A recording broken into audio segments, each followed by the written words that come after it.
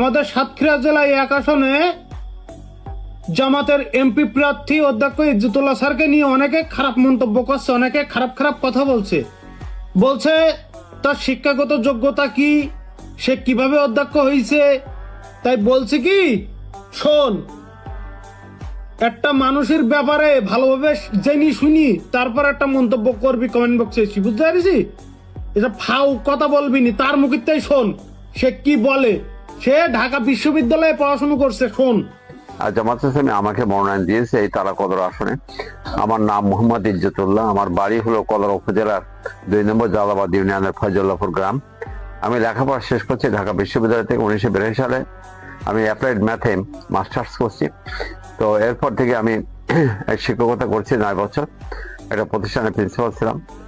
এরপর আমি জামাত ইসলামের সাতক্ষীরা জেলা সেক্রেটারি ছিলাম 5 বছর, জেলা আমি ছিলাম 12 বছর, আর 20 বছর ধরে কেন্দ্রীয় জামাতের দায়িত্ব পালন করি।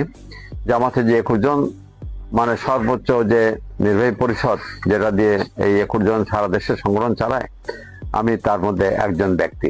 তো আমাকে এই 2 উপজেলার যে আসন 7-1 এই আসনে মনোনয়ন দিয়েছে।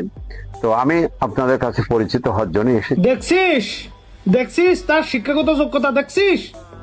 ফাও কথা আমার কমেন্ট বক্সে এসে বলবি না, ঠিক আছে?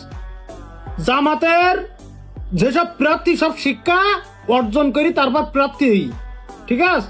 মূর্খ নেই, তোদের দলের মতন মূর্খ প্রার্থী নেই। জামাতের প্রার্থী সব শিক্ষাগত যোগ্যতা নিয়ে প্রার্থী হয়েছে, ঠিক আছে?